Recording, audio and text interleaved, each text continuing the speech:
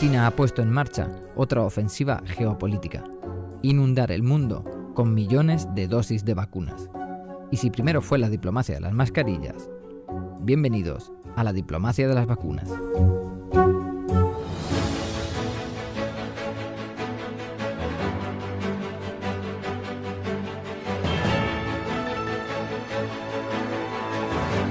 Definitivamente el tema de las vacunas ha sido de gran relevancia, Leo, en todo el año que ha transcurrido, año y medio en realidad, llevamos con el tema de las vacunas desde que el coronavirus causó azote al mundo entero. Hubo una gran impresión inicial, producto de propaganda, de que China asumía el liderazgo mundial de las donaciones, del envío a otros países, de la solidaridad de las vacunas, podía calificarse esta campaña, muy típico de los países comunistas que hacen mucho ruido, pero esencialmente pocas nueces, o sea, poca sustancia. Y esto se ha manifestado evidentemente en las cifras. Cuando uno va a las cifras, las encuestas que se han hecho posteriormente, ahora recientemente, con respecto a qué impacto causaron las propagandas o la realidad de las donaciones, las ventas de vacunas, etcétera, indiscutiblemente yo creo que ha sido un gran fracaso para China, a pesar de la enorme campaña publicitaria. Y eso está reflejado en cifras esencialmente, porque creo que es importante reflejar las cifras. Y una de las cifras importantes es de que la mayor percepción que existía era de que las vacunas chinas eran donadas, pero abrumadoramente fueron vendidas. Segundo, de que una gran parte de la producción nacional de China pues había sido exportada, o sea, para solidaridad mundial. En realidad no fue así.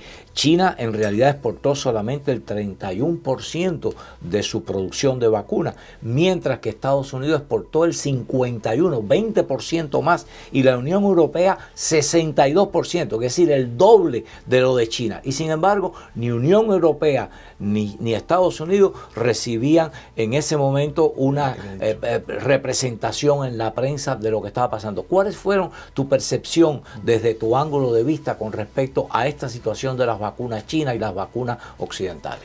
Bueno, antes que nada, gracias por la oportunidad de compartir con la audiencia.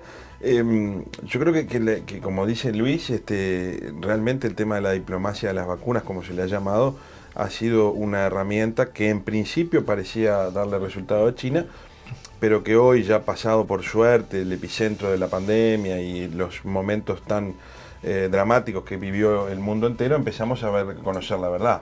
En definitiva, lo de siempre, antes que un comentario más general, la verdad siempre aflora, ¿no? En los países democráticos, en el occidente, la verdad siempre sale a la luz. Al respecto de lo que mencionaba Luis, podría hacer algún aporte incluso relativamente vivencial. Como ustedes ya saben, yo soy de Uruguay y el gobierno uruguayo estuvo participando en alguna medida en una de esas tantas supuestas donaciones de China que fueron en ocasión de la disputa de la Copa América, del campeonato de fútbol de la Copa América en América Latina, en Argentina y en Colombia. Y apareció la donación de 50.000 dosis de vacunas. 50.000 dosis de vacunas que se le dieron a la CONMEBOL, a la Asociación Latinoamericana de Fútbol, para promover esa cuestión de solidaridad, para que se llevara adelante el campeonato, etcétera, etcétera. Fíjense ustedes, estamos hablando de una donación de 50.000 vacunas, cuando hay en juego más de miles de millones de dosis en la vuelta. Lo que pasa que fue una donación hecha con mucha oportunidad. ¿Qué pasa? Era en el medio de una discusión general si se podían o no llevar adelante los campeonatos, era una enorme sensibilidad. Todos saben más o menos la sensibilidad que existe en América Latina con el fútbol. Y eso además estuvo coronado con sendos carteles en la estática de los estadios que mencionaban a Sinovac y al laboratorio chino que promovía las vacunas. China tuvo la oportunidad de hacer ese primer golpe de efecto por una razón que creo que es fundamental y que en definitiva es parte de la explicación de casi todas las cosas, por la falta de libertad que existe en China. Se apuró a exportar grandes contingentes de vacunas, grandes cargamentos de vacunas para tratar de pegar primero, como se dice, para salvar al mundo, digamos, mientras Estados Unidos y el resto de Occidente estaba antes que nada vacunando a sus ciudadanos. Claro. Una vez que logra poner en marcha el funcionamiento de la vacunación de sus ciudadanos en el ejercicio de la libertad, bueno, ahí Occidente muestra su solidaridad, se exporta, pero sobre todo dona cantidades enormes de vacunas. Y eso es importante. Tú mencionaste exactamente algo que yo creo que es necesario destacar, y es que el amor empieza por casa. Indiscutiblemente. A mí me dijo una persona hace muchos años algo que más nunca se me olvidó. Quien no es capaz de querer a su familia, a los que tiene cerca, nadie que esté más lejos puede esperar de que esa persona lo va a querer. Y esto es lo que vemos generalmente en los regímenes comunistas, como el de China. China es un buen ejemplo. Cuba, etcétera. Todos los países comunistas siguen el mismo patrón, que exportan y regalan al exterior lo que no tienen para sus propios ciudadanos, lo que no usan para sus propios ciudadanos, porque más les interesa la propaganda en el exterior para vender un sistema político y no para cumplir realmente con una misión humanitaria, como es el caso de las vacunas. Y esto lo vemos, y además yo quería hablar de la calidad de las vacunas chinas. China admite que la efectividad de sus vacunas es baja, pero... Las vacunas chinas Sinovac y Sinopharm consiguieron su aprobación de la Organización Mundial de la Salud para poderlas exportar. Incluso la exportación empezó antes que la Organización Mundial de la Salud le autorizara, o sea, le diera el reconocimiento. Fue un reconocimiento de emergencia. ¿Qué quiere decir un reconocimiento de emergencia? Que no han revisado todos los protocolos necesarios para tener el derecho a esa exportación, que se autoriza solamente por la necesidad humana, exclusivamente, pero que no garantizan su efectividad. Y esto fue lo que ha pasado esencialmente con las vacunas, y yo creo que un buen ejemplo de este ángulo fue Costa Rica. Costa Rica recibió la oferta de China de recibir las vacunas chinas. Sin embargo, los costarricenses dijeron no. Nosotros vamos a adquirir las vacunas occidentales, la de Pfizer, Moderna, AstraZeneca. Entonces, ejemplo, eso fue en resultado. Y Brasil fue un buen ejemplo de esto. Brasil puso a prueba las vacunas chinas y no llegó al 50% en su efectividad.